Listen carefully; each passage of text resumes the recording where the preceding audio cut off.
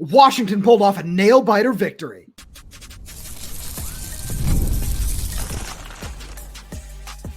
You are Locked On Huskies, your daily podcast on the Washington Huskies, part of the Locked On Podcast Network, your team every day.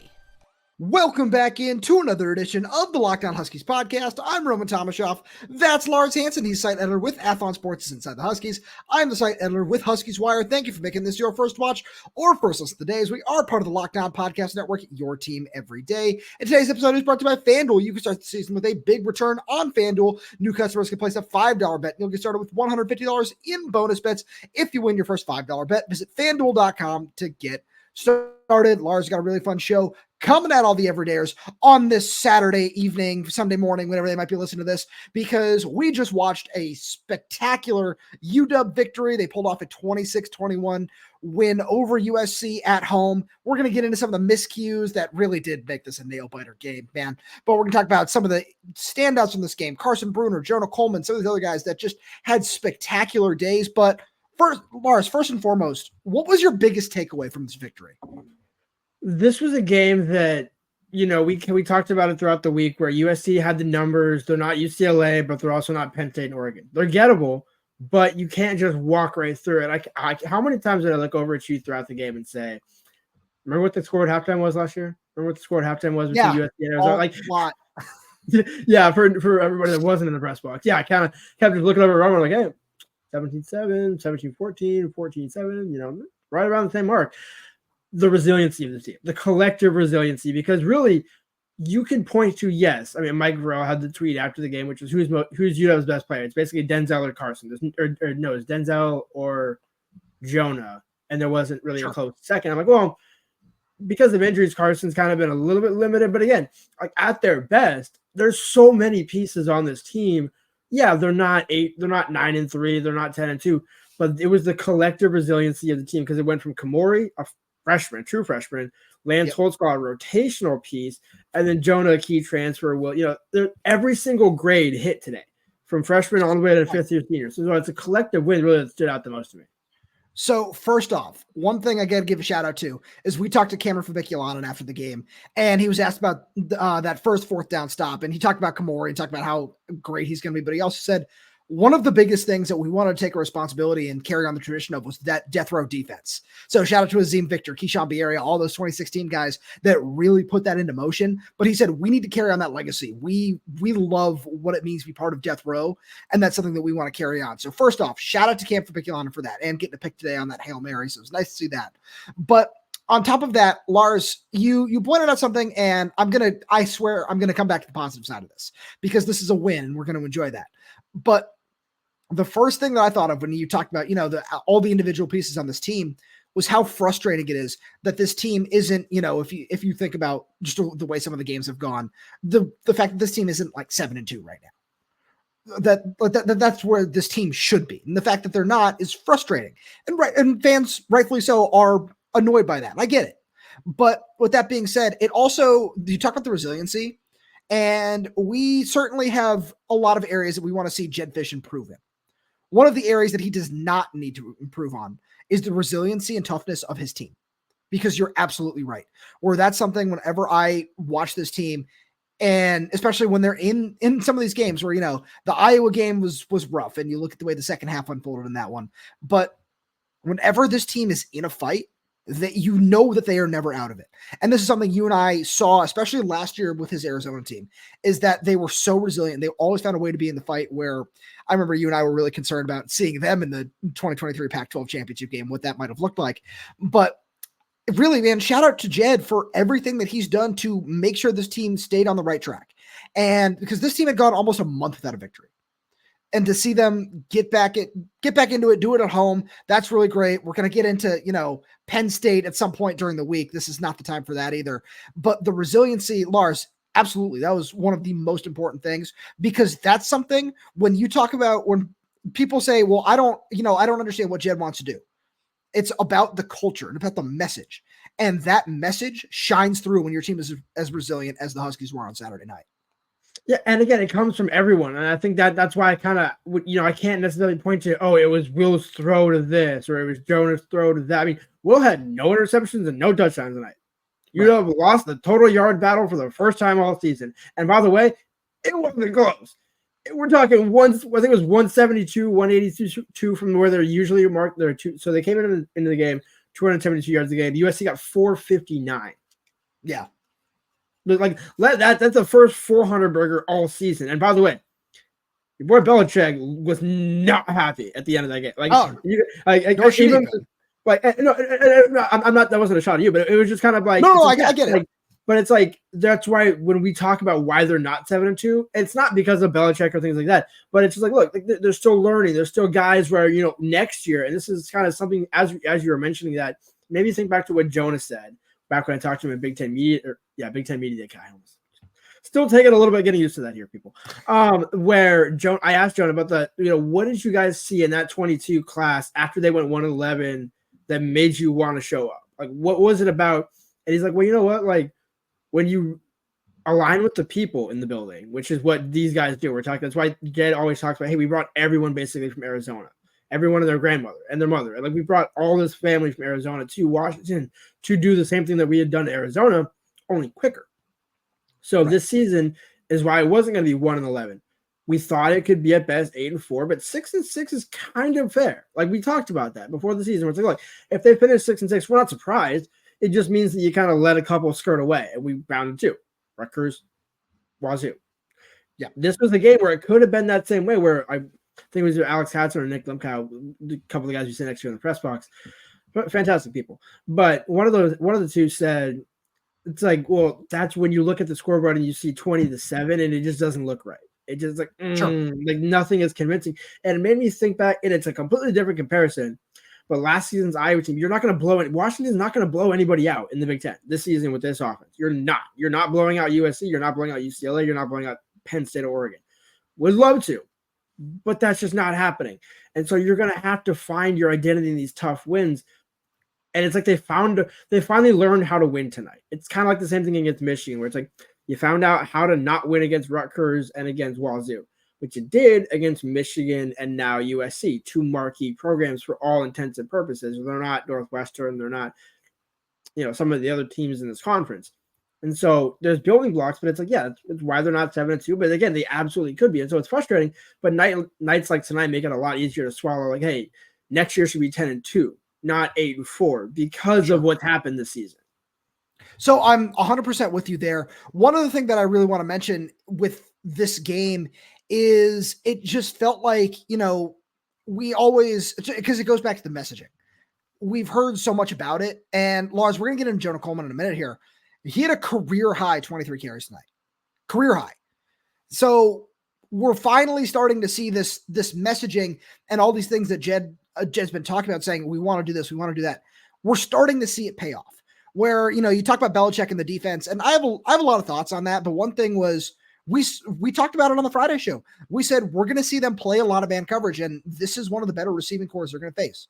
And it went exactly the way that we thought it would. They won some. Washington had 3 interceptions, so it went back and forth. But that's one thing that you say Jedd wants to play great defense. He wants to do all these things, and we saw where Washington still needs to improve, i.e. the run defense, i.e. just management. I was going to say clock management, but it's not that. It's just management as a whole. We saw a lot of those things still show up on the positive and the negative side, but that's okay because those are things we expected in year 1. Those are the things that you can say are year 1 growing pains. In year 2 and year 3, I don't expect to see 12 men on the field and coming out of a huddle off a timeout ever again. That's something that can't happen. And we're going to get more into that. But Lars, let's stay on the positive side. Speaking of Jonah Coleman, Carson Bruener, some of those guys, let's get into some of the standouts. Right after a message from our friends over at 5 Hour Energy, because our friends over at 5 Hour Energy know that being a passionate football fan isn't just a hobby, it's a way of life. It takes a lot of energy to power through all-day tailgates, touchdown celebrations, or an agonizing second overtime, which is why they've created Stand the Fan 5 Hour Energy Shot with a special flavor called Fan Fuel, the energy shot made just for super fans like us. The fans who are first in the parking lot and who are last to leave. We see you. You know, also gave me a bit of Husky Fan Fuel this week. Just watching that big win, that was so much fun to see, getting Husky Stadium energized for the first time in a month. There's so much fun stuff going on the field on Saturday. You love to see all that. And 5 Hour Energy knows that no matter what team you root for, being a fan requires heart, soul, and a whole lot of energy. Whether you're prepping for the big tailgate or ironing your jersey, your game day to-do list is always a mile long. That's why the limited edition Stand the Fan 5 Hour Energy Shot is here to help you keep fueled throughout the season. What's your fan fuel this week? Whatever it is, do it with a 5 Hour Energy. Available on 5hourenergy.com, shipped nationwide. So Lars, I'll just Jonah Coleman and Carson Bruener were the top two, the just standouts from this game. Which one do you want? I'll take the other. Looks like 50, runs like Nate, hits like Nate too. Diaz. Jonah Coleman. Give me Jonah Coleman. This is exactly what we needed. We needed a heartbeat Jonah game. And the offensive line, while not perfect, certainly played better. And I think again, it's one of those, just like we said in the first segment, at times USC got the better. At times Washington opened some massive holes for Jonah Coleman. But also Jonah did Jonah things tonight. And I think from both those touchdown runs, you could see both those touchdown runs, the blocking was decent, probably 6 out of 10 or better, 5 out of 10 or better. But it wasn't like they opened the door for Jonah and Jonah just walked right through casually. Jonah bounced both of those outside, and I think the second one was untouched. But it was a case of, it seemed like from that first half, Jonah was going to find a way to carry UW tonight. When I was honestly surprised he didn't have 3 touchdowns. I was kind of expecting one more to come in there.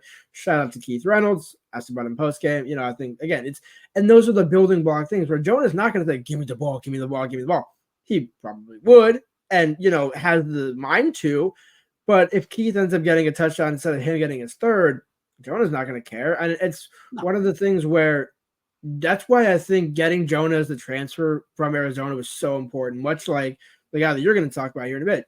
You have to have a heartbeat, a guy that knows what it means, knows how to execute his position in every single way, while also, and again, it's kind of like Will, where it's you're bringing along the younger guy.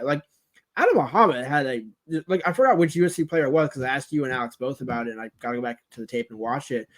Really, Adam Muhammad stands up this USC defender in pass pro, just like Jonah. I was like, hey, is that Jonah or is that Adam Muhammad? And the point of what I'm getting to is, again, Jonah has but it's all the things that make Jonah great. The running on the field and his impact in the larger grand scheme, because he's not going to be a guy where I know UW fans and us included want to say, hey, give Jonah some more carries. He doesn't need 30. 20, 25, somewhere in there. And he gets a career high 23 tonight. Career high before that was 22 against USC, I want to say, where he had a 170 something. Here's the thing. They lost. They lost. Right. And I remember earlier this season, after Jonah was done with his media availability, I asked him, I said, which one would you prefer at the end of the game? 22 for 170 and no tuds and you lose? 3 for 70 and 3 touchdowns and you win. He's like, oh, the win all day. Doesn't even acknowledge the stats, and that's the kind of guy Jonah is. No, you're absolutely right, and you can say the same thing about Carson Bruener. Game high 12 tackles, 2 PBUs, 2 picks.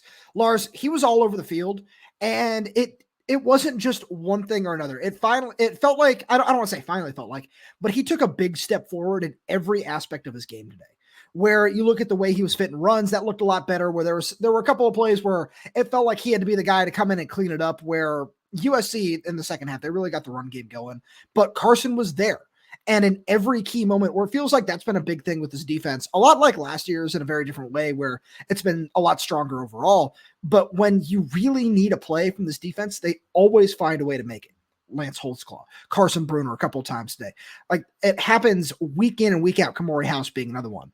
But it was something, the more I looked at it with Carson Bruener today, it was, this is the reason that he wanted to come back and lead this team and do everything. And the reason he's been so vocal about it all, because you see how much it means to him.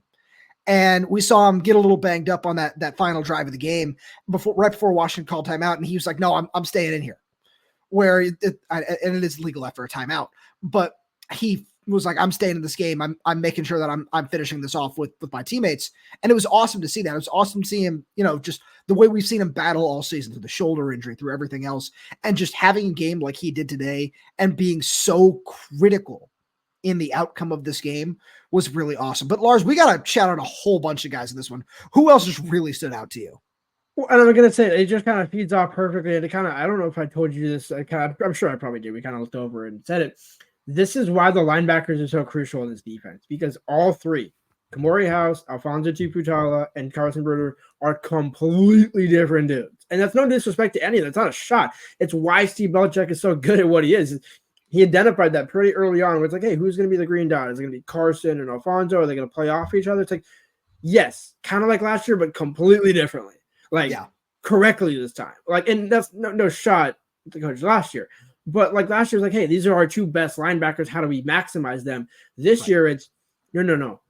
They haven't even cracked the surface. Like Alphonzo this season has been just like it's similar to what Khmori kind of lines up on the edge every now and then. Khmori was thought of as an edge, but I think it's almost like he's kind of got that Carson instinctual look. I can go for a tackle for loss. I can also drop in coverage. I can do any number of things. And Alphonzo, to a degree, can as well. So it's like playing all three different guys. That's what I love about this defense. And that's why it worked tonight. Because here's the thing.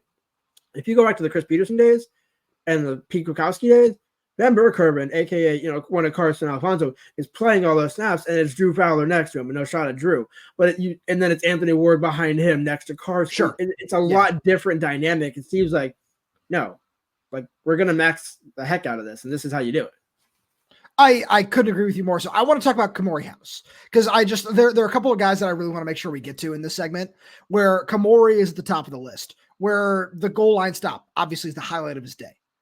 But the way he played, where I asked Cameron Fabicchiolano about him after the game, and he was like, man, he's going to be such a good player. Like he already doesn't feel like a freshman anymore. And it's not just because the way he practices, the way he prepares and everything. It's because of how much experience he has and everything he's been able to do for us this season. And it wasn't just the goal line stand that really stood out to me. It was the way you could see, because the first thing when Cam Fab started talking about the way he prepares, it snapped for me because there were so many plays where he just seemed to know what Miller Moss was doing with the football as soon as it was snapped. I know he had a PBU or two, both running against wide receivers, by the way, at linebacker, absolutely insane. But on top of that, you could just see that there was one screenplay that he blew up and it looked like he was this close to a pick six. And there was another one where I know he had, I think Miller Moss had the tight end like leaking out just on a little flat route or something, but Khmori was right there and was able to get a hand on it for a PBU. So he was just spectacular in every aspect of the game. And the way Steve Belichick has utilized him has just been fantastic.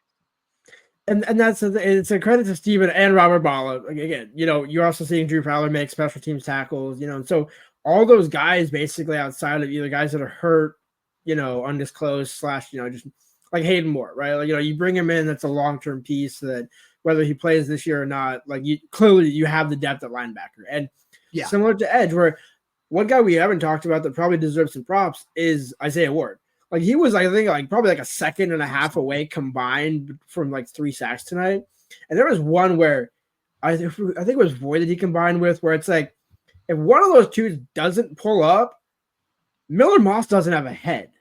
And that's not because the play with Boy, and that's not because it would have been a dirty hit, because they were both kind of all at eye level with each other. So it wasn't like there was any targeting in the play.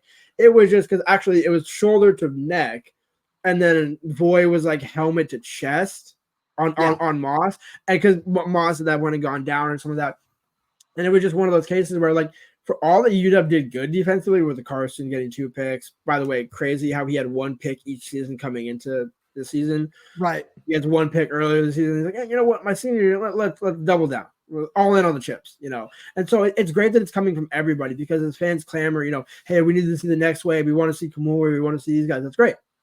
But you still also have to use the veterans you have who absolutely, like Carson and Alphonzo have proven this season they're playing on Sunday.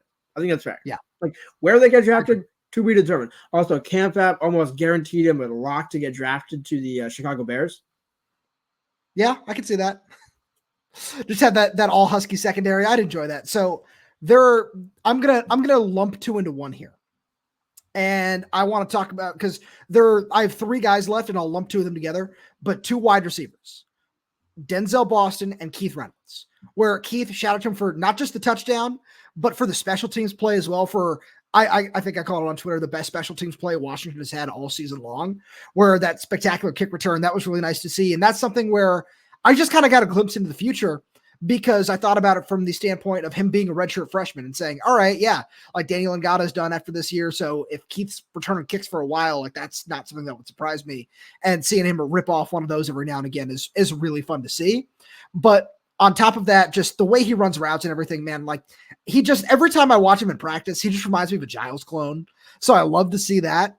Denzel Boston, after, just a quiet day last week, like most of the offense had, just seeing him get back on track, 9 catches, 99 yards. That was really awesome. Love to see that. But then one more guy who, Lars, you and I were asked about this earlier this week by one of our everydayers in the comments was Jacob Lane, where I remember somebody's just, hey, where's Jacob Lane in the rotation? And the reply we gave was something along the lines of, he's buried a little bit and it's not his fault at all. It's the guys in front of him are that talented. We saw a lot of them step up tonight. Voy, Isaiah Ward, Lance Holtzclaw. And that was the whole reasoning, was there are so many different ways that guys ahead of him could make plays, but we saw Jacob Lane make a play on special teams. We saw him make a play and from the interior. We saw him make a play from the edge. He did a little bit of everything tonight, and it was really fun to see. And that's one of those things where we saw him play a lot last year, and you and I were a little surprised. It was, oh, that's interesting. We like to see this. We like seeing these young guys play, but it was just really interesting. And now seeing him take a step forward is really nice and really exciting for the future. But this is a guy who in 2025, I really expect him to be a big part of the rotation. But Lars, it wasn't all good. So we got to get into some of the miscues from this game as well. We'll get there right after message from our good friends over at FanDuel. Get ready to tackle the NFL action with FanDuel, America's #1 sportsbook, because right now new customers can bet $5 and get $150 in bonus bets if you win. The FanDuel Sportsbook app gives you everything you need to place live bets on the NFL all in one place. So when you get a hunch in the middle of the game, you can check out the latest stats, view live play-by-play, and so much more on the same page where you place your bets. Just visit FanDuel.com to join today. You'll get started with $150 in bonus bets if you win your first $5 bet. That's FanDuel.com. Never waste a hunch and make every moment more with FanDuel, an official sportsbook partner of the NFL. And I've got to say it again, Jayden Daniels for Rookie of the Year. You got to go check out those odds over on FanDuel, especially after that Adam Schefter report came out this afternoon saying that some players in private, they're talking about wanting to get traded to the Commanders, wanting to go play with Jayden Daniels. That's really cool to see. And if he can get himself another receiver, maybe they get him some extra help on the offensive line or something by the trade deadline on Tuesday, that team could be a real threat. So, Lars, I feel like we have to start with that illegal substitution penalty that could have, maybe could have won the game if Washington is able to run that play on 3rd and 1. Yeah, I'm gonna do Will Rogers' response to that question. Yeah, that was actually his verbatim response. Yeah, he's like, I always he's like, I wasn't in on that play, was that? Because that was after the timeout, right? Yeah. Just pull the plug. No, and Jedd owned it after the game to his credit. He's like, yeah, nope, that was on me, especially out of his time. It's almost like when UW takes timeouts, something is bound to go sideways. And I know somebody's not going to like that because I said that on the sideline before the game ended. And it was one of those it just happens to go sideways, for whatever reason. It's not the first time this season that UW has had a miscue in some manner of form coming out of the timeout. And then you add to it, Damon was a quarterback on that play. So is Damon not able to get the offense lined up? Because we really haven't seen Damon have an alignment issue in terms of being able to, come in, get the offense executed. There hasn't been any procedural things like that with respect to Damon. It's not that I can recall. And not really hasn't been that many with Will either. But the point being, it's that was 100% on Jedd. What he said was, I think we had too many tight ends and not enough running backs. He said there was a miscommunication on the personnel. He said there were 3 receivers and 2 tight ends out there. So all of a sudden, you're already kind of in a mess because then there would be a running back, but there was a running back out there. So all of a sudden it's 12 guys. Jedd heard me whisper, hey, go to a 3 receiver set, because I've been begging for those 3 receiver sets all season. And he's like, okay, 3 receiver set. Not then. Okay, so hang on a minute. But again, it's one of those where, and I want to tie this in because I meant to get this in last segment, but we needed to get to a break. And in a way, it's fitting because it kind of ties into what wasn't a miscue tonight. And I know it kind of, devil's advocate here. You take away both field goals, Washington loses this game. Oh, I wrote that in my piece over on Huskies Wire. That was what I ended with, because one thing where it's not a miscue, but I also meant to mention this earlier, is Washington was 4 for 4 in the red zone today. 3 touchdowns and a field goal. That's really nice to see. But that's okay. That's something that had been an issue all year. So shout out to Grady, especially that 45-yarder in the rain.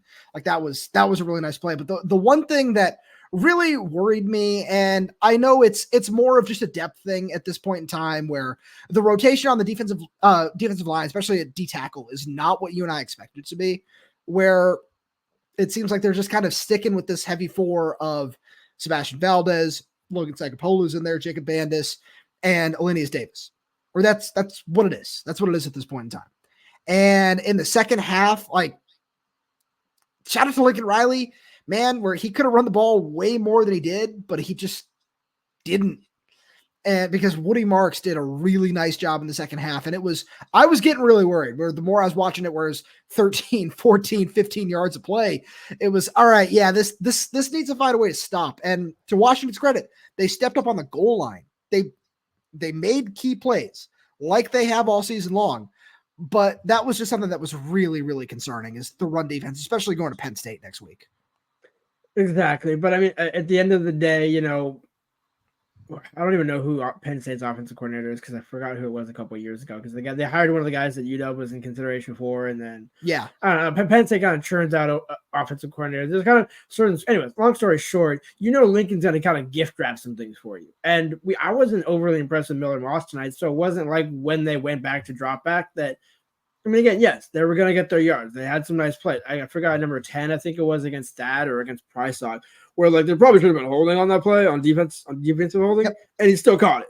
It was nice. 10 or 11 or something like that. And so like, look, you had some opportunities that were there, but I think it more or less, the miscue, kind of tying all this thing together is, it's like you bend but don't break. The identity is, look, you can give up. We've said this all season. It doesn't matter if you win the total yards battle. Like, again, if you won the total yards battle this season, you would now be 8-1. Sure. Now, again, would you rather take that? Sure. But no football person ever is going to tell you, yes, if you outgain the other team, outgain in yardage, not on the board, that you will win the game. It's like, no, the only thing that matters is winning the game. So I'm glad you bring this up in that sense, because it almost is a miscue in a certain way, where it just shows, it almost shows exactly what you'd hope it would from something, just to tie it back to what we talked about in the first segment, where it shows the identity and shows what Jedd wants to do is working, but it hadn't been working in the red zone. And the fact that, Washington won, scoring 26 points tonight, that is barely over their season average, which I believe was 23.8 coming into the night, something like that, where that's still something you need to see improved. And against the USC defense that, especially through the air, hadn't been great, where Will Rogers threw for 264 and no touchdowns, where that's fine, where Denzel had a really nice day, but outside of that, and the rain certainly played a factor in that. Jonah Coleman, 23 carries, 104 yards. Yeah, we talked about that as well. But there's just so many more little things where it's left a lot to be desired. And that's one of the things where you look at a whole course of this game. Washington was up 20-7 coming out of the break. So you had an opportunity to step on their throat early. You didn't do that. You get the first down, and then I believe there was the false start right after that on that drive, and that kind of backed them up. There were a couple of false starts. I know they had one right off that first turnover that was in the red zone that ended up turning into Grady's first field goal, where there were a couple of different points where you had an opportunity to really put this game out of reach, especially like that drive at the start of the second half is the one that I really think back on, and he didn't do it. And then he had an opportunity to take momentum back after, USC scores that touchdown on 4th and 9, and he didn't do it. And then all of a sudden, they had the lead, and this is a very different ball game, where those are the things that I want to see improved. And those are things that, like, I don't want to say they're minor issues, because they're not, but they should be correctable issues is the thing. Like they're not glaring issues. It's not all of a sudden, your offensive line is allowing 30 pressures. That's a glaring issue. That's not what these are. These are issues that, I think with that 4th and 9, like if Vincent Holmes is moving over a second earlier, all of a sudden that pass is not complete, but he wasn't. And so those are things that you can correct, but there just needs to be less of those moving forward. And you would think at this point in the season, like that's the point. If we're talking about this in mid or late September, it's like, okay, yeah, you're still working some things out. Like Vincent Holmes still, playing more snaps than he ever has in his career, and especially after coming back and going in and coming back and going in and all that. So again, like if this is September, sure, you can have that conversation. This is now November. To your point earlier in the show, you hadn't won since October 5th. I checked the date. It's against Michigan. And that's a long time ago. And again, Michigan kind of similar to USC, where were they a top 10 team? No, God, no. We knew that going in, but shout out to the rankings and how the system works. Shout out to them for that. But, it's kind of like USC, where it's like, look, is it the USC of Caleb Williams and a old? No, but this also isn't your, last year's, Michael Penix led UW team, where like they can put people away. They can pull away. Now, again, against Oregon, it's a shot for shot. But against most teams, UW can find a way to pull away. Told you, right? Like this was like 2023 Iowa. Like, you can't blow out anybody. You kind of can get blown out by Indiana and Iowa, respectively, but those weren't really like true blowouts. Those were more like dominated. I think the Iowa one was a blowout. That one was bad. Absolutely, but that's kind of the point. Is it's like you can't blow out anybody. Even I honestly don't think they can blow out UCLA, and I'm not counting Eastern Michigan, Weber State. Sorry. No, that's fine. That's fair. I mean, UCLA, hey, they played well against Nebraska, but I really like where you're going with all that, Lars, but we're going to get into so much more of this over the course of the week, and especially it's late on a Saturday. We're going to sign off for the time being. Thank you so much for being here. Thank you to all every day for tuning in. We really do appreciate all your support, and if you want, make sure you check out the Locked On Huskies Insider Program, which is down in the description below. We were standing by Jedd Fisch on his way off the field, and we heard a couple of very interesting things that he said that we're going to drop over there only. Get a two-week free trial. After that, it's $4.99 a month. We're dropping rumors. We're dropping the latest news that we hear over there first for all our insiders. And it's a really fun program where we can text back and forth with you if you ever have any questions. There's so many other things we're dropping over there, like interviews that we do with the players and the coaches that might not be broadcast on YouTube or anything like that, and so much more stuff. So if you want to check that out, again, the link is down in the description below. And thank you so much for tuning in. If you like all the content that we have, please make sure you subscribe wherever you get your podcasts, whether that's YouTube, Spotify, Apple News, Amazon Music. We're there. We're everywhere, updating this channel for new content every single day. So make sure you click that like button, click the little bell so you never miss when we post a new video. You have any questions, comments, concerns, drop right down below in the comment section. And if you're audio only, please leave us a 5-star review, as it does help us out a lot. Thank you so much for tuning in, and we'll talk to you on Monday.